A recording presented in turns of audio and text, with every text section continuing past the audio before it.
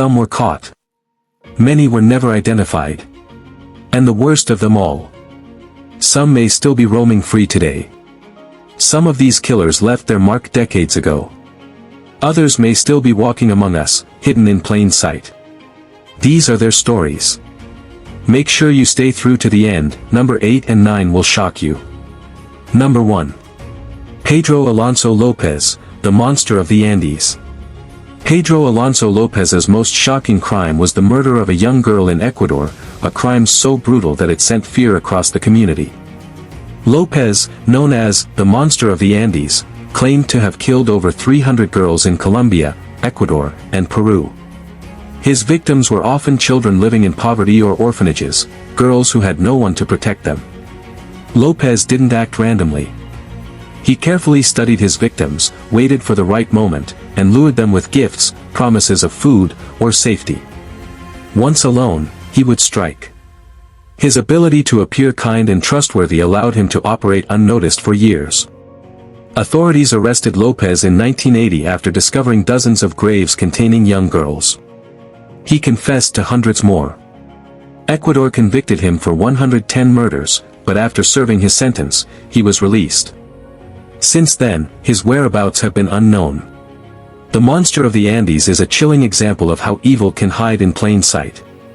Even after imprisonment, Lopez disappeared, leaving families without closure. His story shows the terrifying reality that some of the deadliest killers may never be fully contained or punished. Next on our list is the Zodiac Killer, Northern California's Shadow.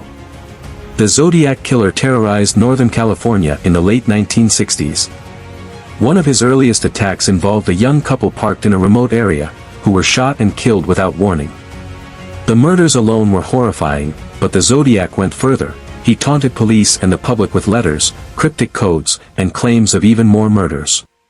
At least 5 murders are confirmed, and several more are suspected. Despite decades of investigation, the Zodiac's identity remains unknown. He vanished without a trace, leaving only his cryptic letters and terrified communities behind. What made him truly frightening was his ability to manipulate fear. People were afraid to walk alone, to park in secluded areas, even to trust strangers. The Zodiac Killer shows that some predators aren't just violent, they are masters of psychological terror, creating fear that lasts for generations. Next is the Long Island Killer, Gilgo Beach Mystery. The Long Island Killer, also called the Gilgo Beach Killer, targeted sex workers and vulnerable women. The first victims were discovered along remote beaches, carefully hidden. Investigators believe the killer may have taken at least 16 lives, and possibly more. The killer chose his victims carefully, often women who were marginalized and less likely to be reported missing immediately. He disposed of the bodies in remote locations, leaving minimal evidence behind. Despite modern forensic methods and extensive police work, the killer has never been caught. This case is a reminder that predators can move silently through society. They exploit gaps, strike without warning, and disappear without a trace. Families are left with grief and unanswered questions, while the killer may still be at large. Next on our list is the Monster of Florence, Italy's elusive predator. The Monster of Florence terrorized Tuscany between 1968 and 1985. One of his most chilling crimes involved a young couple murdered in a secluded field. The killer acted with precision, leaving authorities puzzled and the public terrified. The monster targeted couples in remote areas, striking at night and disappearing without leaving clues. Multiple suspects were tried, but no one was proven guilty. Communities lived in fear, especially young couples afraid to be alone in isolated places. This killer's methodical approach and ability to evade capture make him one of Italy's most notorious unsolved serial killers. Even decades later, the thought of such a predator still being alive is deeply unsettling. Up next is West Mesa Bone Collector, Albuquerque's Desert Horror. In Albuquerque, New Mexico, 11 women and an unborn child were found buried on West Mesa. Many of the women were involved in sex work or struggling with addiction, making them easy targets for the West Mesa Bone Collector. The killer abducted, murdered, and buried the victims carefully to avoid detection. The murders likely occurred over several years, but despite evidence and leads, no arrests were ever made. This predator's patience and calculated approach are chilling. The victims' families have no answers, and the killer remains unidentified. The West Mesa case is a stark reminder that some criminals can operate in silence for years, unseen and unpunished. Latin America's unknown killers. Beyond Pedro Alonso Lopez, Latin America has seen other unidentified killers. One operated in Colombia in the 1970s, abducting young girls from small towns. Another in Peru preyed on children, leaving clues that taunted the authorities. These killers shared traits: patience, cruelty, and the ability to exploit social and systemic weaknesses. They struck fear into communities but disappeared before they could be caught. Some may still be alive today, hidden in cities or rural areas. Their crimes are a reminder that evil doesn't always end with one arrest. It can endure, moving quietly through society while leaving devastation in its wake. Modern unidentified predators, the shadow among us. Even now, unidentified serial killers may be active. Some attack couples in remote areas. Others target children or marginalized individuals.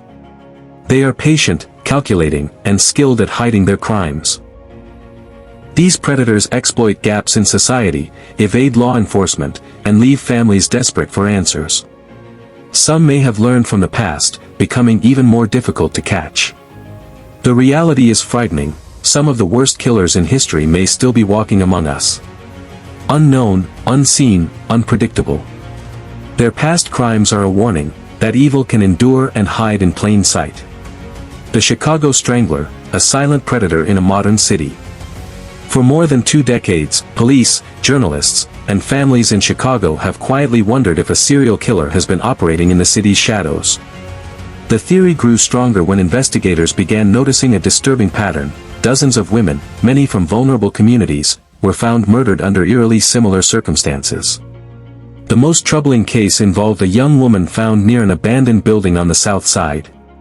Her cause of death mirrored that of many others, leading some experts to believe this wasn't a coincidence, but the work of the same unknown predator. The victims often shared similar backgrounds. Many were economically struggling, some were experiencing homelessness, and others were isolated from consistent support systems. This made them easier targets, overlooked, unheard, and at greater risk. What makes the Chicago Strangler case so unsettling is the lack of clear resolution. There's no confirmed suspect, no single arrest linking all the deaths, and no official acknowledgement of a serial killer. Yet, the patterns remain. Families of victims have pushed for deeper investigations, believing someone has been stalking the city for years. Community groups, activists, and even former detectives have pointed out that the murders stopped and started again in patterns consistent with serial offender behavior. Who is responsible? No one knows. Whether it's one person or multiple individuals, the truth remains hidden. And the chilling possibility lingers: the killer may still be out there, blending into the city, slipping through everyday life unnoticed. The Highway of Tears killer, the ghost along the road. Stretching nearly 450 miles across British Columbia, Canada, is a lonely and haunting stretch of road known as Highway 16, but more commonly, it's known by another name, the Highway of Tears. For decades, Indigenous women and girls have disappeared or been murdered along this road, leaving families devastated and communities terrified. One of the earliest known cases involved a young girl whose disappearance shocked the region. Her remains were discovered months later, and the circumstances surrounding her death showed signs of targeted violence. This was only the beginning.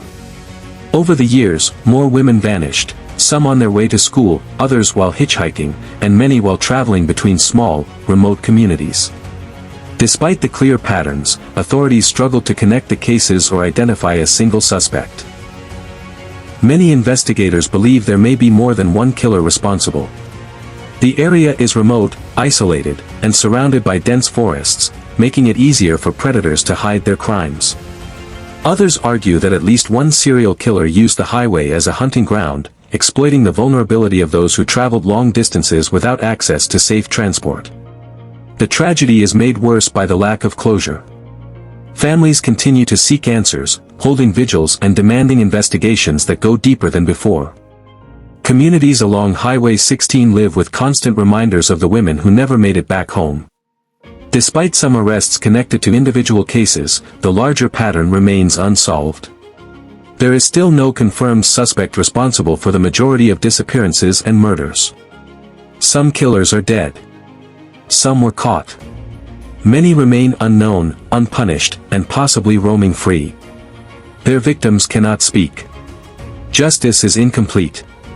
Evil waits. It hides. And until it is found, it is always nearby.